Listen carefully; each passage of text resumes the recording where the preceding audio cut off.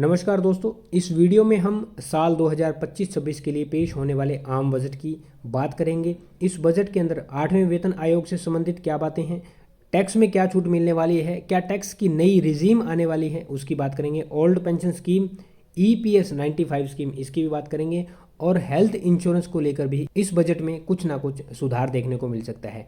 पिछली वीडियो के अंदर हमने जाना था कॉस्ट ऑफ लिविंग और स्टैंडर्ड ऑफ लिविंग, जिसमें किसी भी वेतनभोगी की सैलरी एक समान रेखा में सैलरी में बढ़ोतरी नहीं हो रही है, लगातार महंगाई में बढ़ोतरी हो रही है। तो यह वेतनभोगी अपना खर्चा कम करने की कोशिश करेगा और खर्चा कम करने से क्या हो जाएगा, मार्केट के अंदर पैसा कम आएगा और मार्केट के अंदर एक स्लो डाउन आएगा और मार्केट धड़ल्ले से नीचे गिर जाएगी, मार्केट धराशायी हो जाएगी। तो इस चीज़ को ध्यान में रख के यहाँ पे सुधार देखने को इस बार मिल सकते हैं।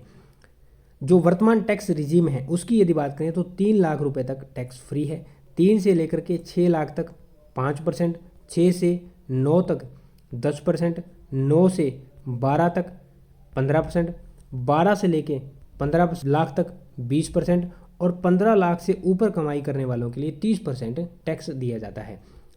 यदि एक्सपर्ट्स की माने तो बताया जा रहा है कि 3 से 4 लाख तक इस टैक्स को बढ़ाया जा सकता है, 3 लाख वाली जगह 4 लाख किया जा सकता है। और कुछ एक एक्सपर्ट्स की राय तो ये है कि ये छूट जो है वो 5 लाख रुपए तक हो सकती है। वहीं जो पहली टैक्स रिजीम है जिसमें 3 लाख से 6 लाख तक 5% टैक्स है, इस रिजीम को 4 लाख रुपए से लेकर के 7 लाख रुपए तक किया जा सकता है 5% की टैक्स रिजीम के अंदर।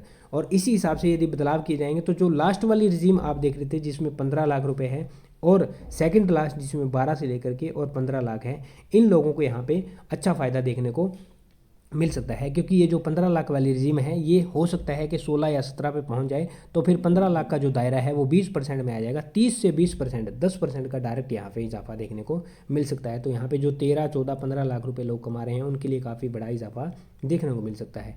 वहीं RSS ने भी एक सुझाव दिया है, उन्होंने बोला है कि जो वर्तमान टैक्स रिजीम है उसको एज इट इज़ रखिए, लेकिन जो छूट की सीमा है ना उसको बढ़ा करके 10 लाख तक कर दीजिए। तो इस पे भी देखते हैं क्या संज्ञान लिया जाता है केंद्र सरकार के द्वारा।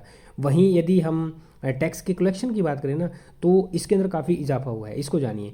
1 अप्रैल 2024 से लेकर 1/4/24 से लेकर के नवंबर 2024 तक जो पर्सनल इनकम टैक्स है उसके अंदर 25% का इजाफा हुआ है, बढ़ोतरी हुई है। और ये टैक्स का जो कलेक्शन है वो 7,41,000 करोड़ रुपए का कलेक्शन हुआ है, जो कि नौकरी पेशा वर्ग के और अदर लोगों के द्वारा पे किया गया है। भारत में यदि वर्तमान में लगभग 7 करोड़ के आसपास लोग जो हैं वो टैक्स पे करते हैं। केंद्र सरकार के द्वारा टैक्स सिस्टम को और ज़्यादा स्ट्रॉन्ग किया जाएगा, टैक्स पारदर्शी किया जाएगा और ज़्यादा पारदर्शिता इसमें लाई जाएगी। वहीं ITR भरने की जो प्रक्रिया है उसके अंदर और आसानी करने की कोशिश की जाएगी। अभी यदि हेल्थ इंश्योरेंस पे बात करें तो हेल्थ इंश्योरेंस का जो सेक्शन 80D है जो कि कटौती की सीमा को बताता है, इसके अंदर भी सुधार देखने को मिल सकता है। यदि वर्तमान में बात करें तो 60 साल से कम उम्र वालों के लिए 25,000 रुपये की छूट है और 60 साल से ऊपर वाली उम्र के लिए 50,000 रुपये छूट है। अब बात कर लेते हैं वेतन आयोग के बारे में और पेंशन के बारे में। कर्मचारियों के संगठन, कर्मचारियों के द्वारा लगातार मांग की जा रही है कि उनके लिए वेतन लाया जाए, क्योंकि 7वां पे कमीशन 2016 के अंदर दिया गया था। हर 10 साल बाद पे कमीशन दिया जाता है, तो उस हिसाब से 2026 के अंदर पे कमीशन दिया जाना चाहिए। तो कुछ एक संगठनों के द्वारा PM को लेटर भी लिखा गया है और 8वें वेतन आयोग की सिफारिश की गई है। वहीं यदि ओल्ड पेंशन स्कीम की बात करें तो कर्मचारियों के संगठनों की लगातार मांग रही है कि कर्मचारियों के लिए ओल्ड पेंशन स्कीम, पुरानी पेंशन स्कीम को लाया जाए। अभी यदि मेरा अनुमान बताऊं 8वें पे कमीशन को, आयोग को लेकर के और ओल्ड पेंशनों को लेकर के, तो गवर्नमेंट के द्वारा इनके ऊपर कोई विचार नहीं है, क्योंकि केंद्र सरकार के द्वारा पीछे कुछ दिन पहले अपने लिखित में जवाब दिया गया था केंद्रीय मंत्री के द्वारा कि 8वें वेतन आयोग को लेकर के सरकार कोई विचार में नहीं है, इसी सरकार के पास इस तरह का कोई विचाराधीन प्रस्ताव नहीं है। तो इसमें कुछ ना कुछ सुधार करके भले गवर्नमेंट बजट के अंदर कुछ ना कुछ पेश कर दे। वहीं ओल्ड पेंशन स्कीम, क्योंकि गवर्नमेंट अभी NPS और उसके बाद अभी UPS पे काम कर रही है, यूनिफाइड पेंशन स्कीम, तो ओल्ड पेंशन स्कीम के ऊपर देखते हैं क्या रहता है। मुश्किल ही संभावना है, इनको लेकर के कोई संभावना मुझे नहीं लगती है, मेरा पर्सनल ओपिनियन है ये। फिर बात करते हैं EPS 95 को लेकर के भारतीय मजदूर संघ ने इनकी जो सीमा है उसको 1,000 रुपये से बढ़ा करके 5,000 रुपये करने की मांग की है।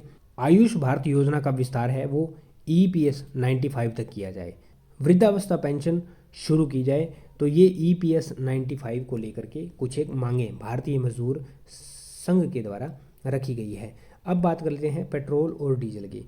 अगर 2022 से लेकर के अब तक एक्साइज ड्यूटी है उसके अंदर सरकार के द्वारा कोई कटौती नहीं की गई है। वहीं यदि देखा जाए तो जो कच्चा तेल है उसके दाम के अंदर 40% तक गिरावट आई है अंतर्राष्ट्रीय बाजार में। तो इसमें यहाँ पे गिरावट देखने को मिल सकती है, कटौती देखने को मिल सकती है। तो उससे क्या होगा ना, जो ट्रांसपोर्ट है वो आसान हो जाएगा और लोगों तक जो चीज़ें हैं वो थोड़े सस्ते दाम में पहुँचने लग जाएगी। और इधर से जो टैक्स की रिजीम है उसके अंदर छूट मिल जाएगा, कमाई जो है उसकी लिमिट बढ़ जाएगी। तो लोग कमाई थोड़ी ज़्यादा करेंगे, सामान यहाँ से थोड़ा सस्ता हो जाएगा। तो यहाँ पे मार्केट के अंदर लोग पैसा खर्च करेंगे क्योंकि सामान थोड़ा सस्ता है, कमाई का साधन थोड़ा सा बढ़ गया या कमाई थोड़ी बढ़ गई है। तो यहाँ मार्केट में पैसा आएगा और मार्केट के अंदर उछाल आएगा, तेज़ी आएगा, जिससे इकोनॉमी के अंदर बूस्ट देखने को मिलेगा। इस प्रकार के एक्सपर्ट्स की राय है, अनुमान है और इसके ऊपर काम किया जा रहा है। वहीं यदि हम बात करें तो हमारे भारत के अंदर 1 करोड़ रुपए ITR भरने वालों की संख्या पिछले 5 साल के अंदर 5 गुना हो चुकी है। तो ये एक बहुत अच्छी न्यूज़ है। लोग टैक्स पे करना चाहते हैं, लेकिन लोग पारदर्शिता तरीके से टैक्स पे करना चाहते हैं और थोड़ी सी जो टैक्स रिजीम है उनके अंदर सुधार हो गया तो लोगों के द्वारा टैक्स बहुत ही अच्छे तरीके से पे किया जाएगा और गवर्नमेंट को फ़ायदा है। जो हमने बात की थी, जो सामान यहाँ पे सस्ता हो रहा है और यहाँ पे 1 लाख रुपए जो कमाई है उसके अंदर और ज़्यादा कर सकते हैं। तो यहाँ पे गवर्नमेंट को जो ये सामान खरीदा जाएगा, गवर्नमेंट को इसमें भी टैक्स का कलेक्शन हो रहा है GST के रूप में। तो दोस्तों ये थी इन्फॉर्मेशन। नए आयकर कानून आ सकते हैं, पारदर्शिता बढ़ने के अनुमान हैं, टैक्स की नई रिजीम आ सकती है, टैक्स के अंदर छूट भी देखने को मिल सकती है। 8वें वेतन आयोग से संबंधित मुझे नहीं लगता कुछ आने वाला है, ओल्ड पेंशन से संबंधित मुझे नहीं लगता कुछ आने वाला है। EPS 95 को लेकर के सुधार किए जा सकते हैं, पेट्रोल डीजल के दामों के अंदर सुधार किए जा सकते हैं, कटौती की जा सकती है और हेल्थ इंश्योरेंस को लेकर के भी नए कानून देखने को मिल सकते हैं। आपकी क्या राय है कमेंट सेक्शन में कमेंट करके अपनी राय जरूर दें। उम्मीद करता हूँ जानकारी समझ पाए होंगे।